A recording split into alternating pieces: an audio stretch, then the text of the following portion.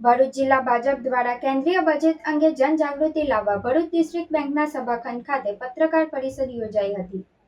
આ પત્રકાર પરિષદમાં સુરતના પૂર્વ મેયર તથા સાઉથ ઝોન ઇન્ચાર્જ જગદીશ પટેલે વડાપ્રધાન નરેન્દ્ર મોદીના નેતૃત્વમાં નાણામંત્રી નિર્મલા સીતારામન દ્વારા રજૂ કરાયેલા બજેટને 2047ના વિકસિત ભારતના રોડમેપ તરીકે ગણાવ્યું હતું। તેમણે બજેટને સર્વગ્રાહી અને વિકાસલક્ષી ગણાવી કૃષિ, મહિલા સશક્તિકરણ, ટ્રાન્સપોર્ટેશન, સેમિકન્ડક્ટર અને એઆઈ જેવા ક્ષેત્રોને પ્રાધાન્ય અપાયું હોવાનું જણાવ્યું હતું।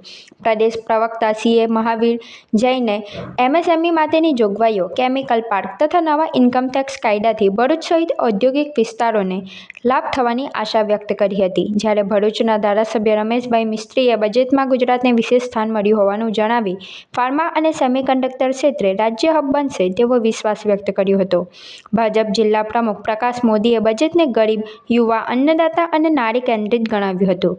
કાર્યક્રમમાં ભાજપના ઉપપ્રમુખ દિવ્યેશ પટેલ, જિજ્ઞેશ મિસ્ત્રી સહિતના આગેવાનો તથા જિલ્લા પત્રકારો ઉપસ્થિત રહ્યા હતા। ગિફ્ટ સિટીમાં બધાને ખબર છે કે 10 વર્ષ ટેક્સ હોલિડે હતો, કોઈ પણ ઇન્વેસ્ટર આવે તો ટેક્સ આપવાનો નહોતો, એ મર્યાદા 20% કરી દીધી છે ગુજરાતમાં। એટલે હજી ગુજરાતમાં જે ઇન્વેસ્ટર આવશે એના માટે આગામી 10 વર્ષમાં આપણે કોઈ ટેક્સ સરકાર વસૂલ કરવા જતી નથી, જેના કારણે ગુજરાતને આનો બહુ મોટો લાભ થશે। આ વખતે આપણે કોમન ગેમ વેલના આપણે યજમાન કરવાના છે ગુજરાત, એટલે પણ સ્પોર્ટના ક્ષેત્રમાં ખેલો ઇન્ડિયા મિશનથી આપણને આનો બહુ મોટો લાભ થવાનો છે। બજેટમાં એના માટે પણ અલગથી રકમનું આયોજન કરવામાં આવ્યું છે, જે ખાસ કરીને ગુજરાત માટે 16મા નાણાં પંચનું આપણને વિકાસ માટે જે પૈસા મળે છે એમાં પણ સરકારે વધારો કર્યો છે અને 3.75% કરવામાં આવેલું છે। ગુજરાતના અને દેશના નાના શહેરોને, જે ટિયર 2 અને ટિયર 3 શહેરોને જે સિટી ઇકોનોમિક રિજિયન તરીકે જાહેર બજેટમાં કરવામાં આવ્યા છે, જેના કારણે ગુજરાતમાં વ્યાપક શહેરીકરણ છે। 5 લાખની વસ્તીની ઉપરના શહેરોને સ્પેશિયલ ભારત સરકાર વિકાસ માટે જે મદદ કરવા જઈ રહી છે। અનેક ભારતીય સંસ્કૃતિને ઉજાગર કરવા માટે સતત એમનો પ્રયત્ન હોય છે।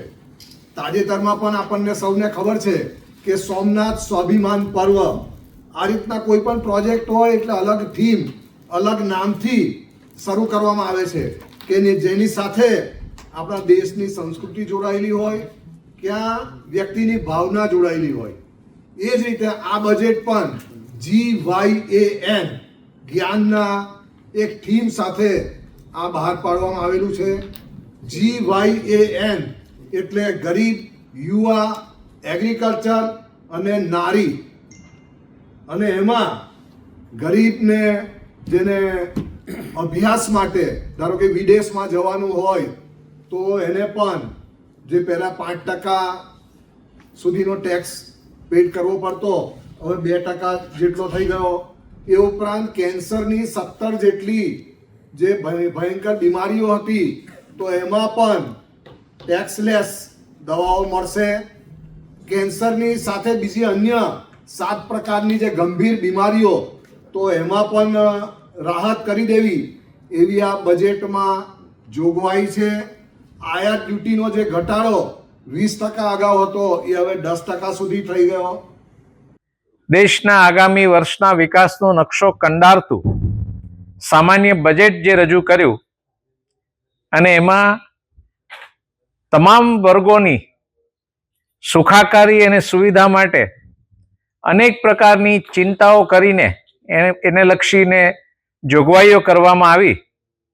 એને સમાજના તમામ સ્તરેથી વ્યાપકપણે આવકાર પણ મળ્યો છે, અને આ બજેટની જે લાભદાયી યોજનાઓ છે તે જનસામાન્ય સુધી પહોંચાડવાનો ભારતીય જનતા પાર્ટીએ પ્રયાસ કર્યો છે, અને વિવિધ વર્ગોના યોગ્ય સંવાદના માધ્યમો સર્જીને જે તે વર્ગને એની યોજનાઓ વિશેની માહિતી પહોંચાડવાનું બીડું ઝડપ્યું છે। તે અંતર્ગત આજે ભારતીય જનતા પાર્ટી ભરૂચ જિલ્લાના આગેવાનો દ્વારા પત્રકાર વાર્તાનો આ કાર્યક્રમ રાખીને આપ સૌ પત્રકાર મિત્રો મારફતે બજેટની લાભદાયી યોજનાઓ જનસામાન્ય સુધી પહોંચાડવાનો પ્રયત્ન કર્યો છે। મોટા પ્રમાણમાં ઉપસ્થિત સૌ અખબાર નવીશોએ, વિવિધ ઇલેક્ટ્રોનિક, પ્રિન્ટ અને સોશિયલ મીડિયાના આગેવાનો અને પ્રતિનિધિઓએ આ પત્રકાર વાર્તામાં ઉપસ્થિત રહીને કાર્યક્રમને સફળ બનાવ્યો છે.